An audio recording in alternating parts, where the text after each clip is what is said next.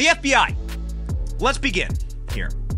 The FBI is an executive order. It was founded about 100 years ago as an executive order trying to stop bootleggers and so on because the government, the executive branch specifically, decided that it needed a police force.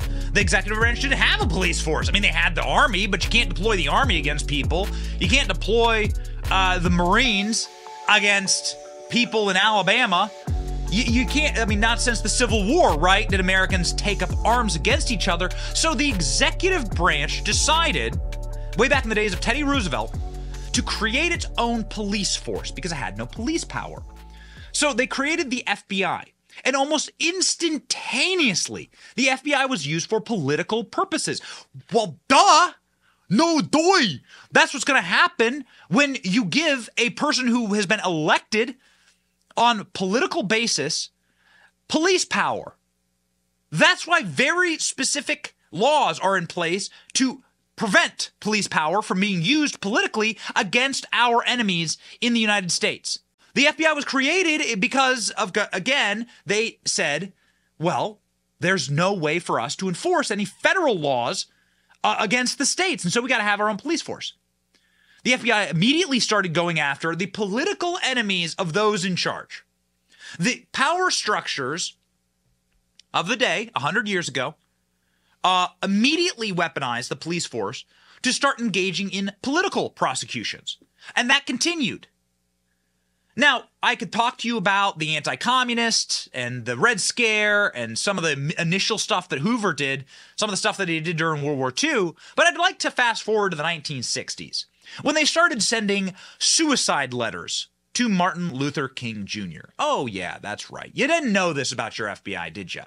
You didn't know this about the old FBI. They said in these letters, you know, what you should consider here, MLK, is maybe you should not engage in your civil rights activities. Maybe you should consider the fact that we've been spying on you for the last 10 years. We have recordings of you engaging in sexual activities that are outside of your marital bounds, and you should just kill yourself. Did you know that your FBI did that?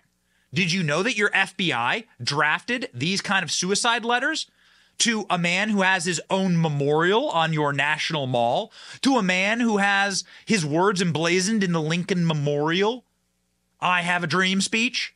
Did you know that that's what your FBI was doing? Now, why were they doing that? Why were they writing MLK's suicide letters to him, encouraging him to kill himself? There is but one way out for you, the letter said, which King took as a suggestion to suicide. The letter called him a colossal fraud and an evil, abnormal beast, and of course included documents about King's sex lives, often on a night-by-night basis. Did you know this about the foremost civil rights leader? Did you know that that's what the FBI was doing? Why were they doing that? Well, what was this a part of? That's a little crazy that they would send him a suicide letter. Well, this is because of a special operation in the FBI called the CONTELPRO operation. The CONTELPRO operation is a counterintelligence program. It was a series of covert and illegal projects conducted by the FBI. They aimed at infiltrating and discrediting and disrupting American political organizations that what? That stood against the established power, political power in the country. Now, at the time, you were talking the 1960s, you're talking about Communist Party organizations, feminist organizations, anti-Vietnam War organizations, the Nation of Islam, the Black Panther movement. Did you know that in 1971, the FBI financed, armed, and controlled a right-wing extremist group? Former members of the Minutemen anti-communist paramilitary organization, transforming it into a group that would essentially be its own army. Their job was to target groups, activists, and leaders involved in the anti-war movement using intimidation tactics and violent tactics. CONTELPRO operated between 1956 and 1971. Many of the tactics used in CONTELPRO are openly illegal. They use psychological warfare, smearing individuals and groups, and forged documents, planting evidence, harassment, wrongful imprisonment, illegal violence, and assassination. They killed people. According to a Senate report, the FBI's motivation was protecting national security, preventing violence by killing people, and maintaining an existing social and political order. Isn't that interesting right there? The FBI is a political police force that should not exist in America. That political organization has most likely already taken down a president. His name was Richard Nixon. Richard Nixon and the Watergate lie that you have been told by the reporters who so dutifully do the will and the service of our intel agencies, all of it is a fabrication.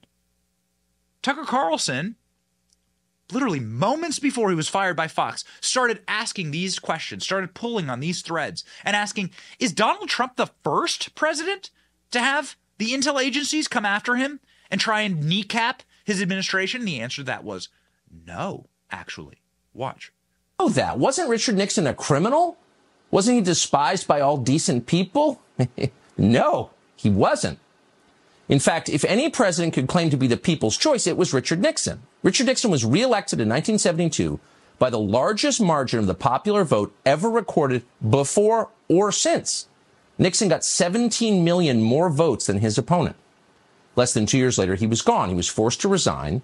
And in his place, an obedient servant of the federal agencies called Gerald Ford took over the White House. How did that happen? Well, it's a long story, but here are the highlights, and they tell you a lot. Richard Nixon believed that elements in the federal bureaucracy were working to undermine the American system of government, and had been doing that for a long time. He often said that. He was absolutely right. On June 23, 1972, Nixon met with the then CIA director Richard Helms at the White House. During the conversation, which thankfully was tape recorded, Nixon suggested he knew, quote, who shot John, meaning President John F. Kennedy. Nixon further implied that the CIA was directly involved in Kennedy's assassination, which we now know it was. Helms's telling response? Total silence. Nixon is asking all the wrong questions. You see, suddenly, the power structures shift. And this, ladies and gentlemen, is the point of the show. That the power structures in the FBI and inside of our intelligence agencies are there only to protect not American interests abroad, not you, the American people. They're not there to solve crimes. They are there to insulate power, to insulate their power specifically, and the people who protect them and feed their budgets and feed their pensions. That is the sole role. And when those power structures get challenged, whether it be Donald Trump or Richard Nixon, those people have to be done away with, along with the movements that put those people in power. You see, back in the 1960s, the threat to institutional power was, of course, the Black Panther movement, the Marxists, the feminists, MLK's civil rights movement. That was reshaping the dynamics of America. So those people had to be sabotaged, spied on. They had to be January 6th themselves. It was really the original January 6th, what the FBI did to those people. But the winds of change, they move oh so briskly and oh so delightfully. And these power structures change over time. And in fact, the Marxists now are the power structures. And so they are the ones that must be protected against us, what they would call the right wing. Back in the 1960s, the FBI was a protective organization to the right wing. That was where it got its power. But even then, Richard Nixon, the most popular Republican president, the most popular president in American history, was able to be felled by the organization as soon as Nixon threatened their power. Watch. But for Nixon, it didn't matter because it was already over. 4 days before, on June 19th, the Washington Post had published the first of many stories about a break-in at the Watergate office building. Unbeknownst to Nixon and unreported by the Washington Post, 4 of the 5 burglars worked for the CIA. The first of many dishonest Watergate stories was written by a 29-year-old Metro reporter called Bob Woodward. Who exactly was Bob Woodward? Well, he wasn't a journalist. Bob Woodward had no background whatsoever in the news business. Instead, Bob Woodward came directly from the classified areas of the federal government. Shortly before Watergate, Woodward was a naval officer at the Pentagon. He had a top secret clearance. He worked regularly with the intel agencies. At times, Woodward was even detailed to the Nixon White House, where he interacted with Richard Nixon's top aides.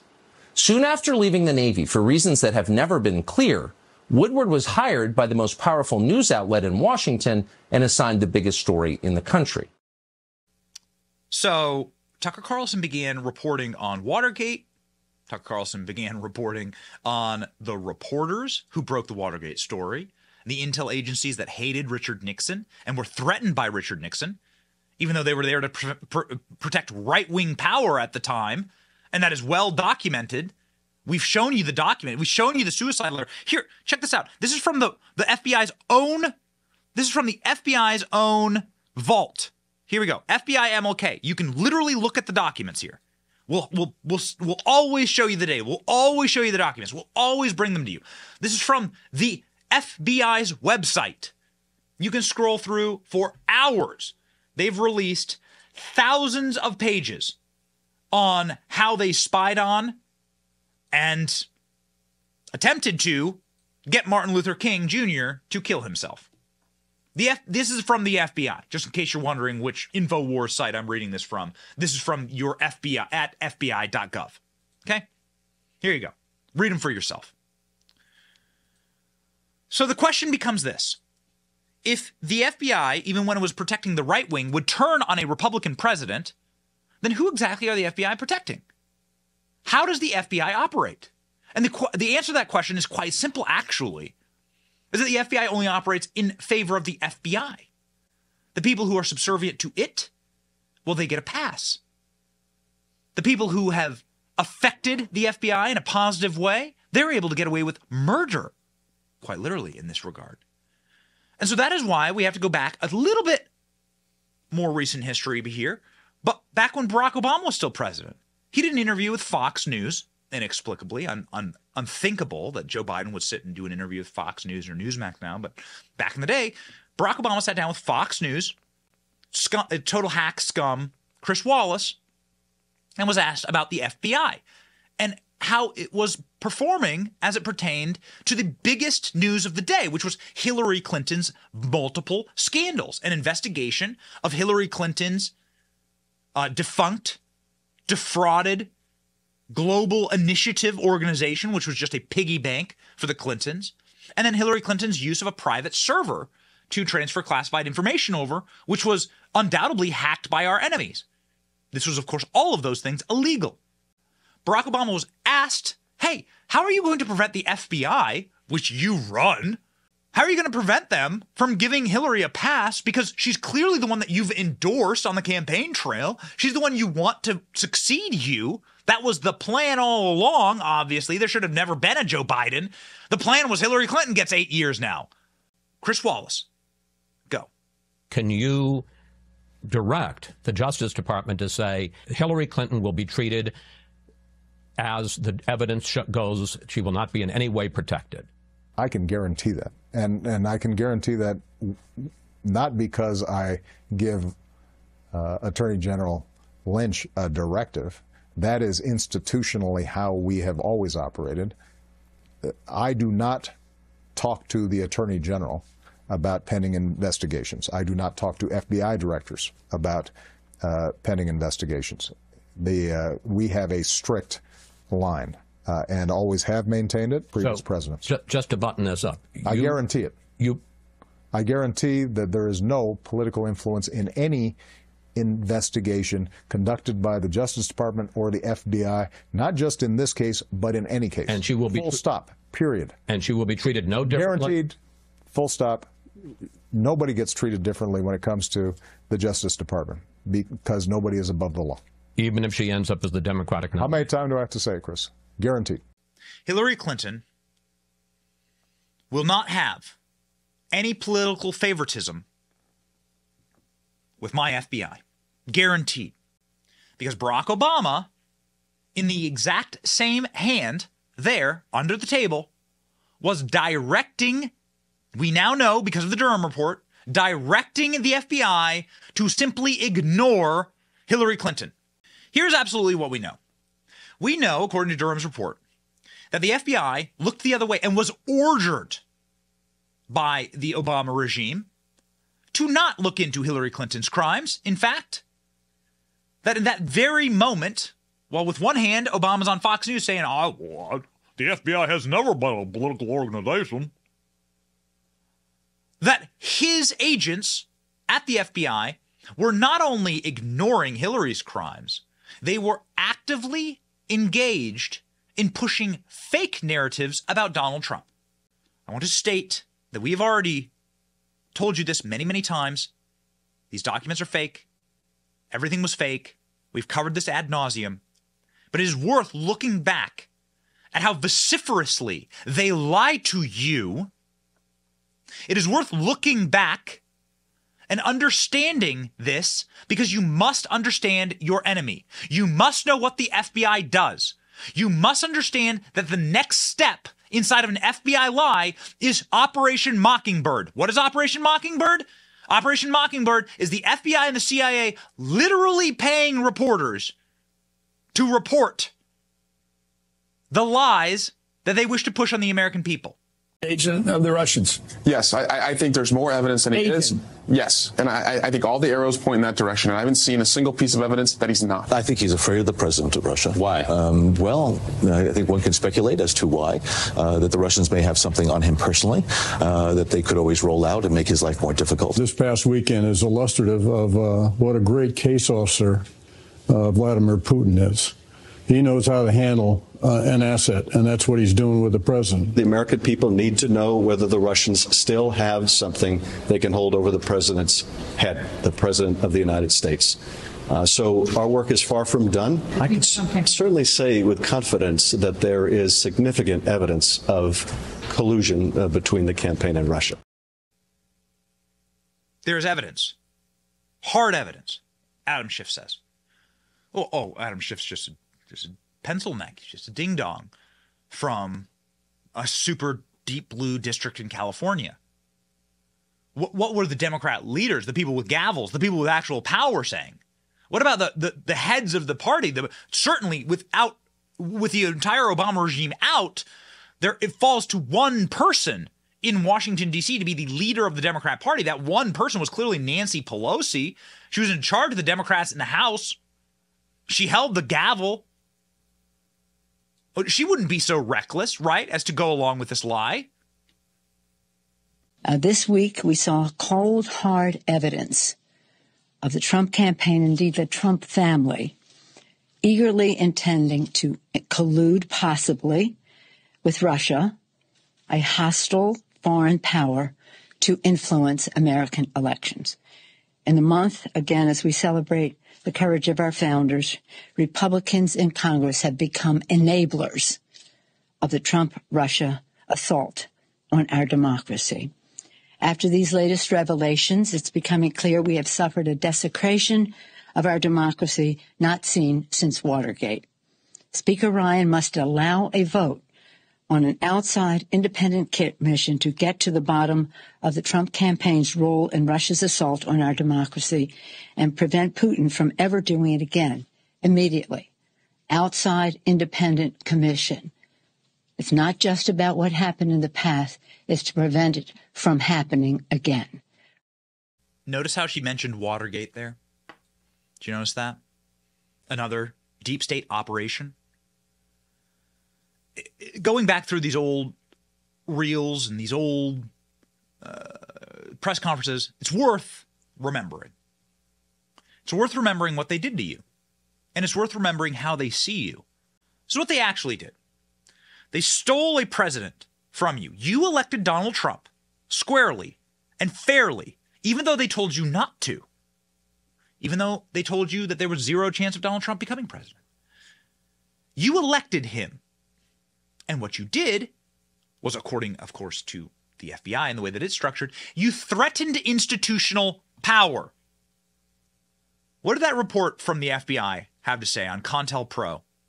What was the point of the Operation CONTELPRO?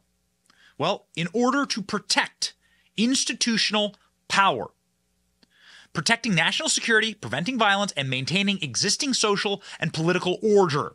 That's what the FBI's own motivation was for spying on its citizens, for throwing its own citizens in jail, to maintain existing social and political order. Hillary was the existing political order. You were supposed to get Hillary Clinton and you were supposed to like it. And you said no. In fact, you handed Donald Trump the most shocking presidential victory in American history. And they'll never get over it. Proven time and time again, including 3 years into Donald Trump's term, Hillary Clinton sitting down for an interview saying Donald Trump knows what he did. He knows that he stole this election. Hillary, the election denier. Do you remember? Our future, the damage being done to our values, our institutions, and try to think of ways that I can help those who are on the front lines of the fight. Your name doesn't come up much on any campaign except for Donald Trump's. Lock her up is still a big popular line. I believe he knows he's an illegitimate president. He knows that there were a bunch of different reasons why the election turned out the way it did. And I take responsibility for those parts of it that I should. But Jane, it was like applying for a job and getting 66 million letters of recommendation and losing to a corrupt human tornado. And so I know that he knows that this wasn't on the level. I don't know that we'll ever know everything that happened, but clearly we know a lot and are learning more every day, and history will probably sort it all out. So of course he's obsessed with me, and I believe that it's a guilty conscience in so much as... We'll never really know what fully happened with Donald Trump. We'll never really know, Hillary Clinton said not too long ago, living inside of the delusion that Donald Trump was the corrupt one. My God.